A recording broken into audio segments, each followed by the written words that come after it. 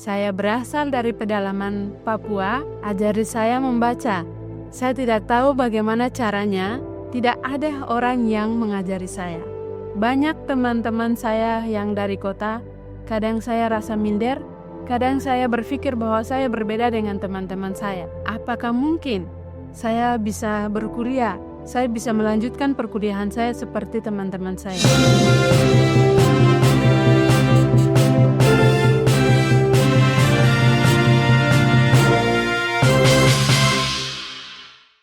Shalom, perkenalkan nama saya Novetina Kabak.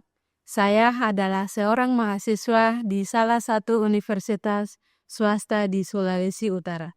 Hari ini, saya ingin membagikan sebuah kesaksian tentang bagaimana Tuhan bekerja dalam hidup saya sejak saya kecil. Sebuah perjalanan dari pedalaman Papua hingga bangku kuliah. Perjalanan yang dipenuhi dengan mukjizat, air mata, pergumulan, tetapi juga penyertaan Tuhan yang begitu luar biasa. Saya lahir dan dibesarkan di pedalaman Papua. Kehidupan di sana sederhana sekali. Tidak banyak fasilitas, tidak ada bimbingan belajar seperti di kota. Bahkan sekolah pun sangat terbatas. Tetapi ada satu kerinduan dalam hati saya sejak kecil. Saya ingin sekolah, saya ingin belajar seperti teman-teman saya.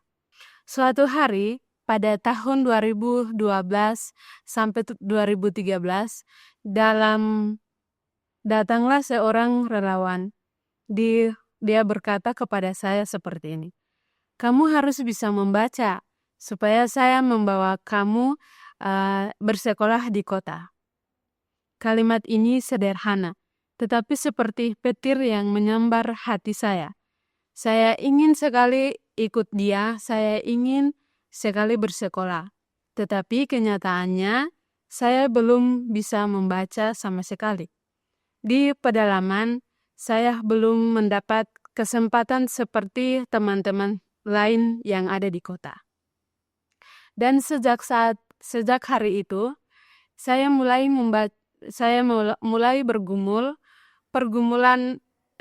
mulai membawa pergumulan itu kepada Tuhan. Setiap malam sebelum saya tidur, saya selalu memegang Alkitab. Saya letakkan Alkitab di atas kepala saya sambil berkata dalam hati, "Tuhan, kalau saya bisa membaca, saya mau membaca firman-Mu." Saya membayangkan diri saya sedang membuka Alkitab, membaca ayat-ayat, mengerti artinya, dan saya percaya bahwa Tuhan pasti sanggup memberikan itu.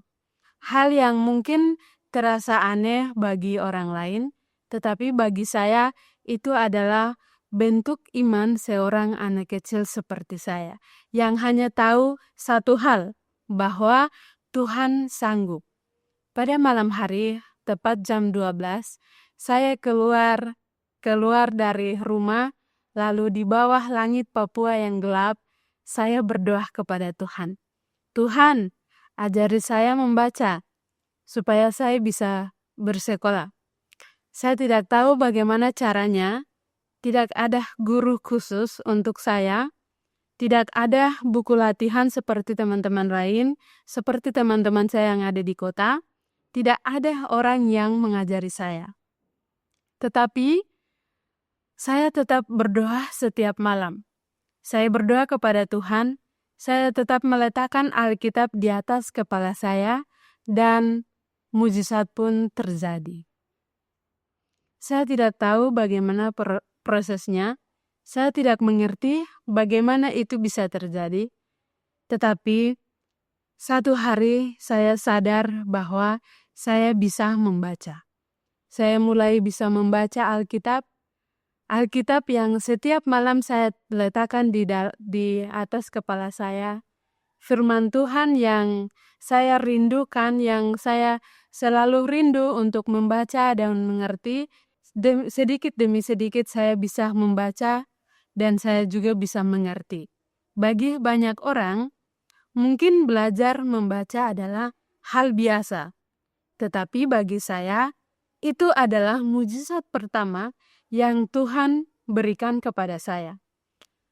Lalu saudara-saudara, pada tahun 2014, Tuhan menjawab doa saya, di mana saya bergumul untuk saya harus bersekolah seperti teman-teman saya yang ada di kota.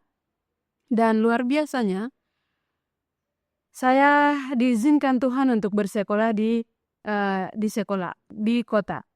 Lalu bukan dari kelas 1 saya masuk sekolah, bukan juga dari kelas 2, bukan dari kelas 3. Saya langsung masuk ke kelas 6 SD. Itu bukan hal yang mudah. Saya sempat berpikir, Tuhan, bagaimana kalau nilai saya beda seperti dengan teman-teman yang ada di kota? Mereka sudah belajar dari sejak SD kelas 1. Mereka sudah belajar dari TK. Saya baru mau mulai. Tetapi Tuhan yang memanggil saya, Tuhan juga yang memperlengkapi saya. Dan puji Tuhan, nilai saya tidak berbeda dengan teman-teman saya yang ada di kota. Saya mampu mengerti pelajaran dengan cepat, meskipun saya baru belajar.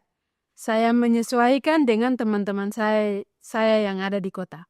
Saya tahu itu bukan karena kepandaian saya, tetapi karena pertolongan Tuhan.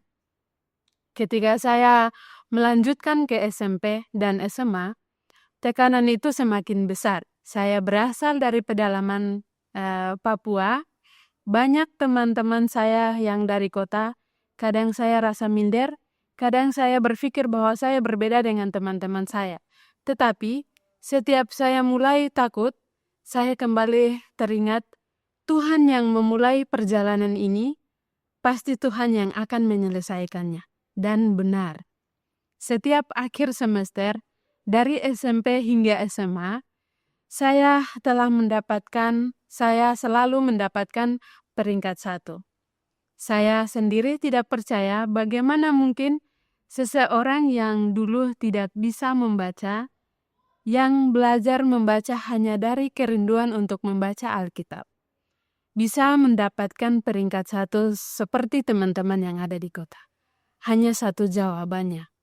Tuhan sanggup mengangkat orang dari tempat paling rendah dan membawa dia ke tempat yang tidak pernah ia bayangkan. Saat SMA hampir selesai, saya punya kerinduan yang besar. Saya ingin berkuliah seperti teman-teman saya yang lainnya. Saya ingin melanjutkan pendidikan ke universitas swasta di Minahasa Utara. Tetapi saat saya lihat kondisi keluarga saya, biaya, dan segala keterbatasan saya bertanya lagi kepada Tuhan. Tuhan, apakah mungkin saya bisa berkuliah? Saya bisa melanjutkan perkuliahan saya seperti teman-teman saya. Saya membawa pergumulan itu dalam doa saya. Kadang dengan air mata, kadang dengan banyak pertanyaan. Tetapi saya tetap percaya jika Tuhan bisa menolong saya dari pedalaman hingga SMA, Tuhan yang sama akan membawa saya ke bangku kuliah saya nantinya. Dan benar, pada tahun 2023, Tuhan kembali membuka jalan. Tanpa saya duga, Tuhan mengirimkan orang-orang baik untuk membantu saya. Ada orang-orang yang menolong biaya, ada orang-orang juga yang menguatkan saya, ada orang-orang yang mendukung saya dalam doa.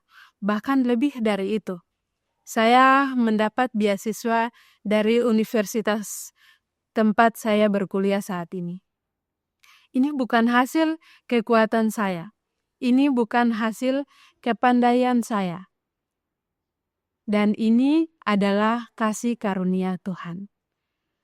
Ayat yang selalu menguatkan saya terdapat di dalam Yakobus 5 ayat 16b. Doa orang benar bila dengan yakin didoakan, sangat besar kuasanya. Saya adalah bukti hidupnya. Doa anak kecil di pedalaman Papua. doa yang dipanjatkan di bawah langit malam. Doa yang mungkin sederhana, mungkin polos, tetapi doa itu didengar oleh Tuhan. Hari ini, ketika saya melihat ke belakang, saya hanya bisa berkata, jika bukan Tuhan, mustahil saya bisa ada di tempat ini. Saya bisa ada sampai saat ini. Tuhan yang mengajar saya membaca, Tuhan yang membawa saya bersekolah, Tuhan yang sama yang memberi saya peringkat 1. Tuhan yang membuka jalan kuliah, Tuhan yang mengirimkan orang-orang yang baik untuk dapat membantu saya, Tuhan yang memberikan beasiswa. Saya ingin menegaskan kepada setiap orang-orang yang menyaksikan atau mendengar kesaksian ini. Tidak ada tempat yang terlalu pedalaman bagi Tuhan untuk menjangkau. Tidak ada keterbatasan yang terlalu besar bagi Tuhan untuk lampaui. Tidak ada mimpi yang terlalu tinggi bagi Tuhan untuk genapi. Jika Tuhan sudah membuka jalan untuk saya, Dia juga sanggup membuka jalan untuk saudara-saudara. Demikian kesaksian saya, kiranya Tuhan memberkati kita semua.